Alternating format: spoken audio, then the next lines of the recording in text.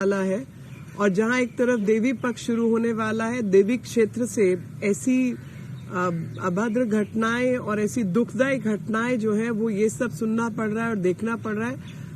अत्यंत दुख का विषय है जिसमें एक लड़की की गर्दन काटकर पूल ऑफ ब्लड के अंदर खून के बीच में लाश मिली है जली हुई हालत में, ताकि उसका चेहरा ना पहचाना जाए। और ये 24 परगना बंगाल की घटना है और ये घटना याद दिलाती है किस प्रकार से लगातार महिलाओं के प्रति होने वाले अपराध जो है वो बंगाल में पाए जा रहे हैं। और ममता दी जो माँ माटी मानुष की बात करती थी, आज उन्होंने उस देवी क्षेत्र को बॉम्ब, बुलेट और बेटी के साथ अन्याय में बदल दिया है, जो कि इन सब चीजों से स्थापित होता है। कल ही का विषय है कि एक बीजेपी कार्यकर्ता के घर में घुसकर उसकी माता की हत्या की गई। उससे पहले 5 साल की बच्ची का बलात्कार हुआ, 14 साल की बच्ची का बलात्कार हुआ, जिसके अंदर दुख की बात है कि ममता जी जो खुद महिला है, उनका बयान आया कि ये लव अफेयर का मामला था।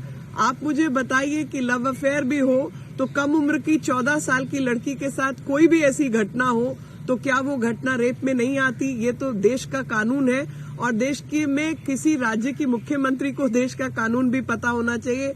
तो जब भी इस प्रकार की घटनाएं पाई जाती हैं, आपकी रिपोर्ट्स के माध्यम से, मीडिया की रिपोर्ट के माध्यम से ये सब जानकारी हमारे सामने आई और हैरानी होती है ये सब सुनकर कि बंगाल जैसा प्रदेश जहां पर जनरली जो लोग हैं वो महिलाओं के अधिकार और देवी पूजक हैं और वहां के समाज में ये जो इतना बड़ा बदलाव दिखाई दे रहा है, उसके लिए कहीं ना कहीं राज्य की जो सरकार है वो जिम्मेवार है।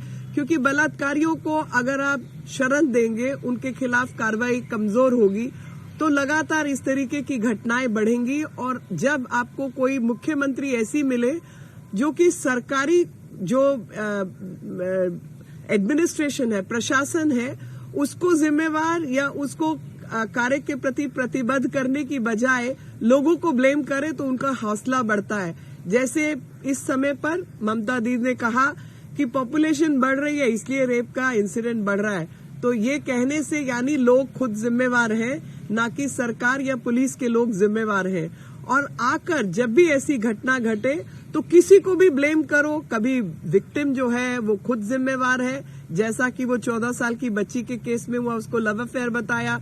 और मुझे याद पड़ता है पार्क स्ट्रीट का केस, जिसके अंदर उन्होंने उस विक्टिम के खिलाफ कुछ और कहा था। 40 दिन के भीतर 15 इस तरीके के मामले पाए गए। पिछले 2022 के अंदर क्लास 4 की बच्ची के साथ इस तरीके की घटना घटी। तो मैं जानना चाहती हूं आपके माध्यम से कि सरकार इस केस में कुछ काम करने वाली है या बाकी किसी को भी ब्लेम करने वाली है। इनके नेता आकर उसके ऊपर लीपापोती का काम करते हैं। जब ऐसी भी अभाग्यपूर्ण घटना घटती है तो ऐसी घटना में ना तो I.N.D.I.A वाले कुछ बोलते हैं, जैसे कि बंगाल भारत का हिस्सा नहीं है और बंगाल में कुछ होता है, दुर्भाग्यपूर्ण घटना होती है तो वो किसी की जिम्मेवारी नहीं है। और इसी प्रकार से जो बंगाल की सरकार है, वेस्ट बंगाल की सरकार है, वो भी पश्चिम बंगाल की सरकार कभी महिलाओं को खुद, विक्टिम्स को खुद उनको नेम एंड शेम करने लगती है। लोगों के साथ छेड़छाड़ की घटनाएं बढ़ रही हैं और कभी किसी और को जिम्मेवार ठहराएंगे, लेकिन प्रशासन को या जो अपराधी हैं उनकी कोई जिम्मेवारी नहीं बनती। तो मैं चाहूंगी कि इस केस के अंदर जो जिम्मेवार लोग हैं उनको जिम्मेवार ठहराकर तुरंत कार्रवाई की जाए, ना कि अपना चेहरा ढकने के लिए किसी और को षड्यंत्र के तहत इस्तेमाल किया जाए।